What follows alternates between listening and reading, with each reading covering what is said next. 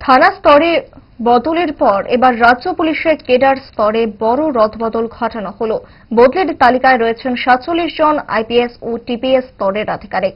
আজই রাজ্য স্বরাষ্ট্র দপ্তরের সাধারণ প্রশাসন থেকে জারি করা হয়েছে বদলির আদেশনামা। স্বরাষ্ট্র দপ্তরের আন্ডার সেক্রেটারি জয় দত্তর স্বাক্ষরিত আদেশনামায় উল্লেখযোগ্য আধিকারিকদের তালিকায় দেখা গেল রাজ্য পুলিশের সাইবার অপরাধ দমন শাখার সুপার হিসেবে ঊনকোটি জেলা থেকে নিয়ে আসা হয়েছে সুদাম্বিকা আরকে। আইপিএস ঋষভকে ঊনকোটি জেলার পুলিশ সুপার করা হয়েছে। টিপিএস কেডার প্রিয়া মাধুরী মজুমদারকে ভিজিলেন্স সুপার পদে নিয়ে আসা হয়েছে। সদর মহকুমা পুলিশ আধিকারিক পদে আনা হয়েছে পান্নালাল সেনকে। খোয়াই মহকুমা পুলিশ আধিকারিক পদে নিয়ে যাওয়া হয়েছে দেবপ্রসাদ রায়কে। গোমতী জেলার এসপি পদে আনা হয়েছে অনির্বাণ দাসকে। সব মিলিয়ে রাজ্য পুলিশ সহ টিএসআর ব্যাটালিয়নেও আধিকারিক পর্যায়ে পুনর্বিন্যাস করা হয়েছে।